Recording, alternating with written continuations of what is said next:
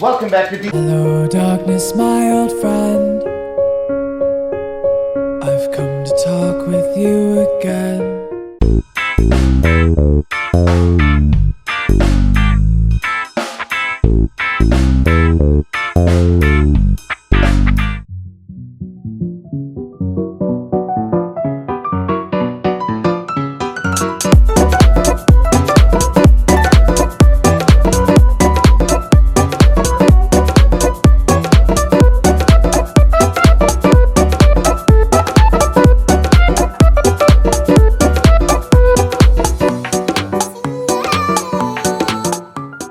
Thanks for watching D-Trim Retroworks and DIY. Behind me we have a giant KRONOS, an excellent hidden bike gem. It's actually the second one I've had this year, believe it or not. These are very good bikes for many different reasons. One being that with just a little bit of elbow grease and a little bit of effort, you can pay for future mods. What's better than free upgrades on a bike, right? Can't get any better than that. This is all thanks to the entire SHIMANO EXAGE group set that came on this. Now you probably not think it's probably not very well known. What is EXAGE? EXAGE is pretty much today's Tiagra level, I would say.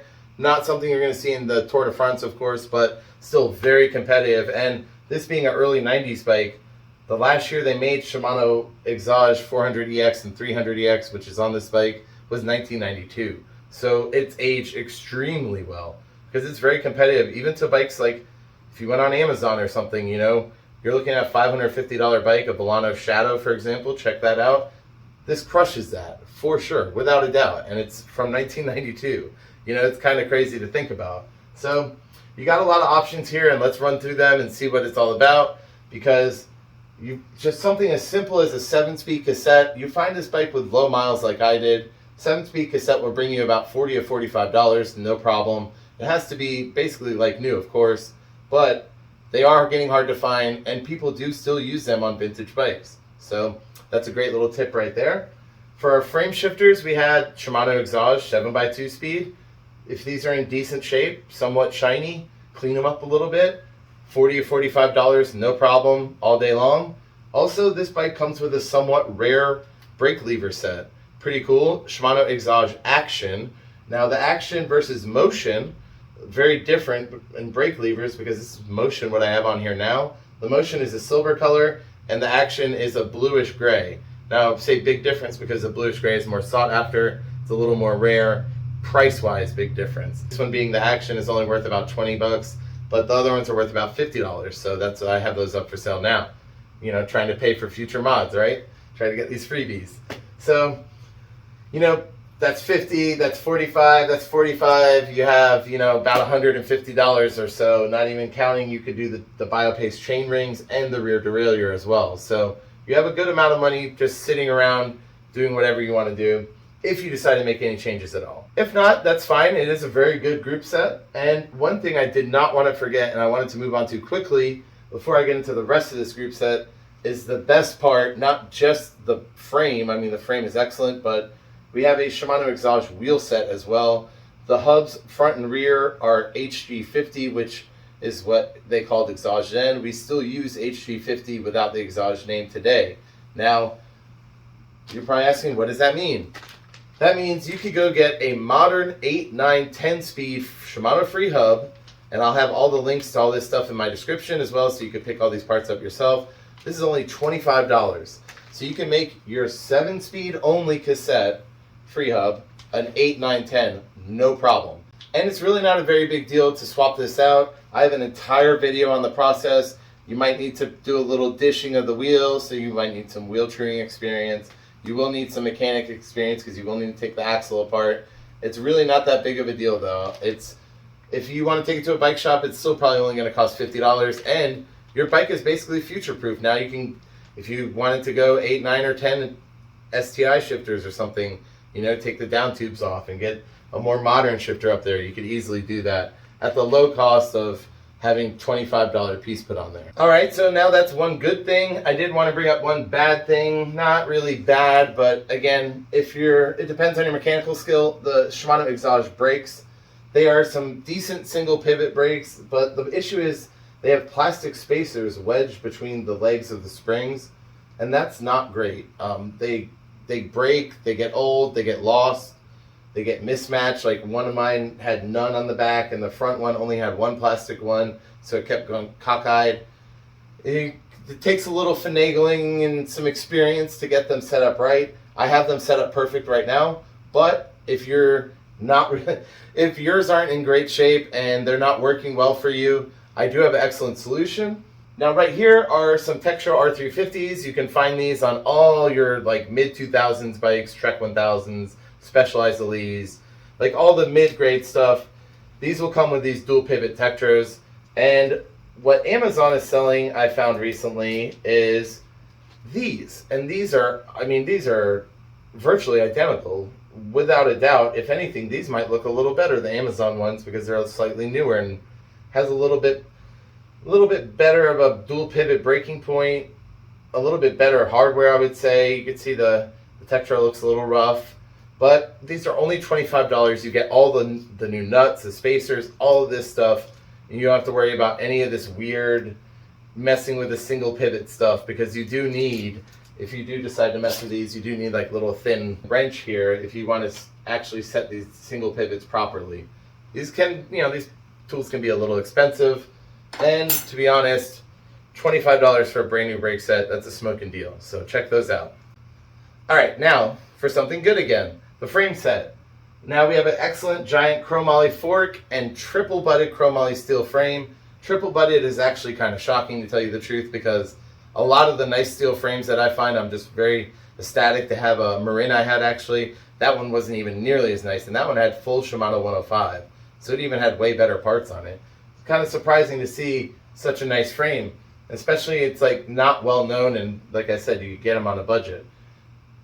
This means we have 1, 2, 3 on each end and in the middle, triple butted, all tubing. And not only is this great for, it's going to give you excellent ride quality. Steel always rides well, but this is going to ride way better. It's going to be super strong. Not only is it going to be super strong, it's going to be extremely durable. It's going to have incredible fatigue life. It will last you forever, seriously. As long as you take care of a bike like this, it's pretty much a lifetime bike. Only thing I would probably do is just coat the inside tubing to prevent any rust. But other than that, I mean, it's going to be an excellent frame set for you.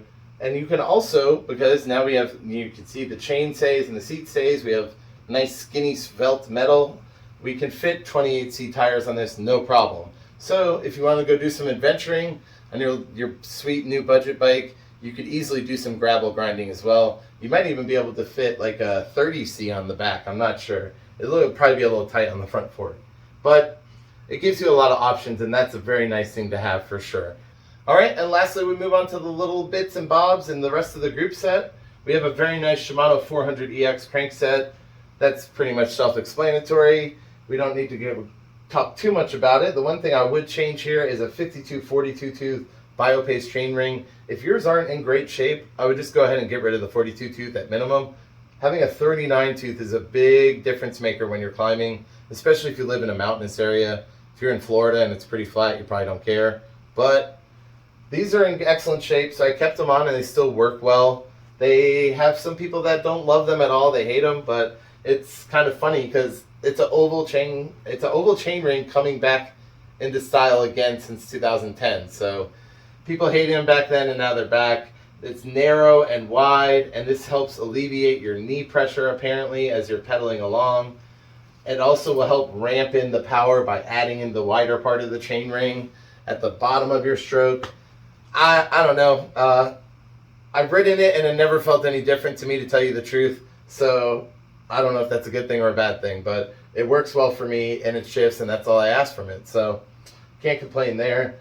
We have a 300EX front derailleur. The big difference between 300EX and 400EX shows in the rear derailleurs.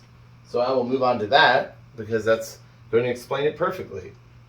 Here we have a 300EX. This came on a different giant KRONOS I had, and here we have a 400EX on this giant KRONOS. The 400EX is much nicer. It has the cool blue tint that the brake levers I mentioned have, that's a little more sought after. It does have a much higher quality fit and finish. It does look like it's full high quality aluminum.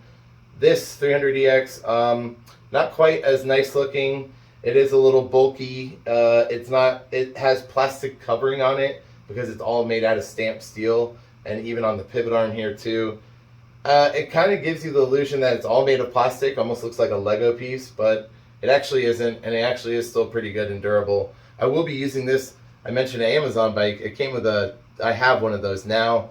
It came with Shimano Tourney rear derailleur, so I will be upgrading this very old derailleur on a 2020 bike. So it goes to show you that it does age well. Sometimes the appearance doesn't really matter. These are good parts. Now, to say they are good parts is one thing, but they are only good for really 7-speed, I would say. If you're going to go 8-speed, 9-speed, 10-speed, especially if you're going to go triple or you want to have a big cassette in the back.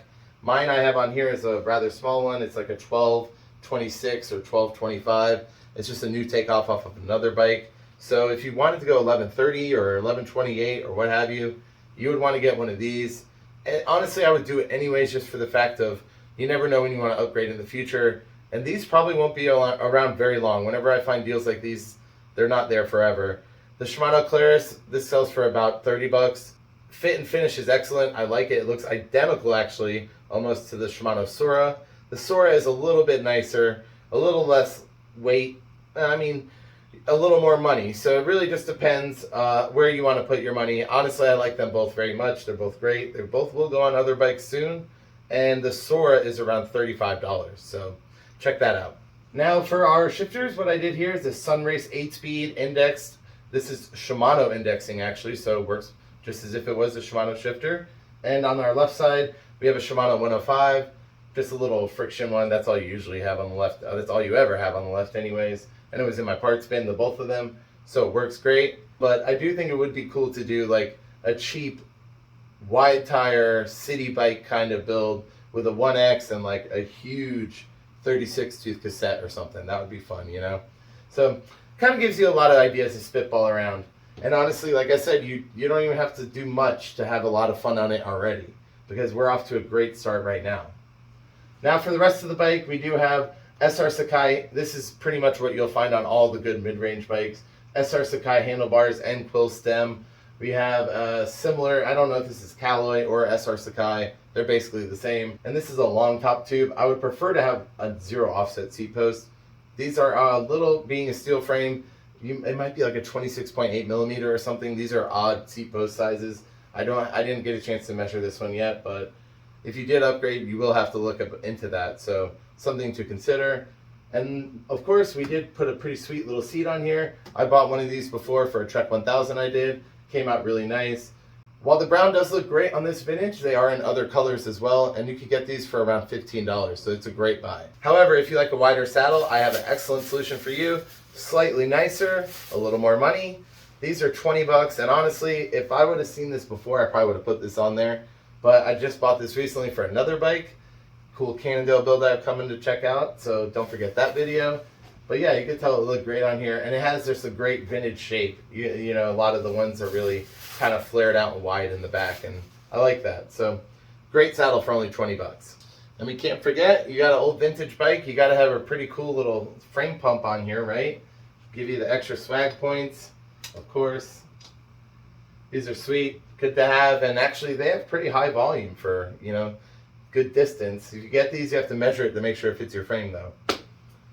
And that's pretty much it, guys. That's the whole bike. I hope you like it. It's my 23-pound little rocket so far. Maybe the next video will be sub 20. Who knows? I'm not sure. Who knows? Somebody might come and buy it tomorrow. That's usually how things work out. But I do really like it, and I have something that fits me already that I really love. I don't want to spoil it, but I'll give you a hint. Stars and Stripes. Nobody will probably get that, but this one being steel, and it's just like so nonchalant and unassuming. I don't know. I just kind of want to put a bike rack on it and a rack on the front. Learn how to weld and put disc brakes on it, right? Wouldn't that be awesome? But yeah, I don't know. It's kind of one of those ones I want to keep around. I don't really need to sell it. So we'll see what happens in the future. I want to thank you guys for watching. Happy to be back. Please don't forget to subscribe. If you want to support the channel, I have a Patreon. It goes directly to buying more bikes like these and project cars and so on and so forth. And that's pretty much it. Have a good day. Thanks for watching. Bye.